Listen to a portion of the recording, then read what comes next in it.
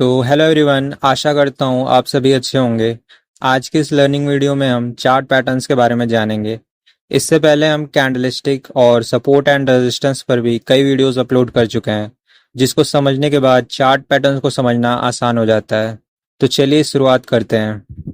Traders द्वारा chart patterns को market में यूज़ किया जाता है, जिससे कि चार्ट्स पर ट्रेंड की डायरेक्शन को आइडेंटिफाई किया जा सके और प्राइस एक्शन के दौरान ट्रेड में एक पोटेंशियल एंट्री और एग्जिट को प्लान कर सकें।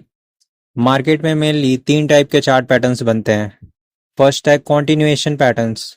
इस चार्ट पैटर्न से हमें सिग्नल मिलता है कि मार्केट में ट्रेंड कंटिन्यू रह सकता है, यानी प्राइस अगर अपसाइड की तरफ बिल्डअप हो रहा है तो अप ट्रेंड कंटिन्यू रहेगा और डाउन साइड की तरफ बिल्डअप हो रहा है तो डाउन ट्रेंड कंटिन्यू रहेगा। Second, reversal patterns. इस चार्ट पैटर्न से हमें इंडिकेशन मिलता है कि मार्केट में ट्रेंड की डायरेक्शन चेंज होने जा रही है, यानी अप ट्रेंड में जाते हुए प्राइस का डाउन साइड में रिवर्सल होना, और जब प्राइस डाउन साइड की तरफ बिल्डअप हो रहा है तो अप साइड की तरफ रिवर्सल। Third, bilateral patterns. यह चार्ट पैटर्न्स हमें इंडिकेट करते हैं कि मार्केट किसी भी डायरेक्शन में जा सकता है, इसलिए इस कंडीशन में हमें अप साइड या डाउन साइड दोनों तरफ ट्रेड लेने के लिए तैयार रहना चाहिए। यहाँ पर कुछ एग्जांपल्स है, हम चार्ट पैटर्न्स के पीछे की साइकोलॉजी को समझेंगे।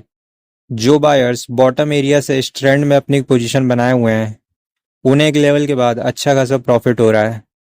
एक रेजिस्टेंस लेवल के आने पर बायर्स अपना प्रॉफिट बुक करने लगते हैं, जिससे प्राइस में थोड़ा सा करेक्शन दिखता है। जो बायर्स पिछली बार अप ट्रेंड में पोजीशन नहीं बना पाए थे, वो इस बार प्राइस में हुई कमी को देखकर पोजीशन बनाते हैं और प्राइस फिर से इस रेजिस्टेंस लेवल के पास आ जाता है। अभी यहाँ पर तीन कंडीशंस हो सकती हैं। पहला, मार्केट रेजिस्टेंस लेवल को ब्रेक कर दे और हायर हाई का फॉर्मेशन करे, या दूसरा, इसी लेवल पर मार्केट कुछ देर तक साइडवेज हो जाए और बायर्स और सेलर्स दोनों ट्रैप हो जाएं, या तीसरा, मार्केट इस रेजिस्टेंस लेवल पर रेजिस्टेंस फेस करते हुए नीचे की तरफ गिर जाए और एम पैटर्न कंप्लीट हो जाए। अब यहाँ पर मार्केट की डायरेक्शन को जानने के लिए हम प्राइस एक्शन का सहारा लेते हैं और मुख्यतः मैं इस जगह पर कैंडलस्टिक को यूज करता हूँ। तो चलिए इसे जानते हैं।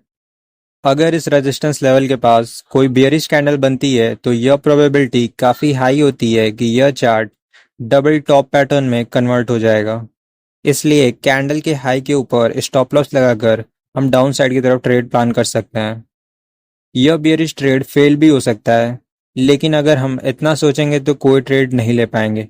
यहाँ रिस्क तो लेना ही है, लेकिन रिस्क हमेशा हाई प्रोबेबिलिटी डायरेक्शन की तरफ होना चाहिए, जो कि यहाँ नीचे की तरफ है। इसी प्रकार अगर यहाँ कोई बुलिश कैंडल बनती है जो इस रेजिस्टेंस लेवल को ब्रेक कर रही है, तो यहाँ पर हम एक स्टॉप लॉस लगाकर ऊपर की डायरेक्शन की तरफ ब्रेकआउट पर ट्रेड करते हैं।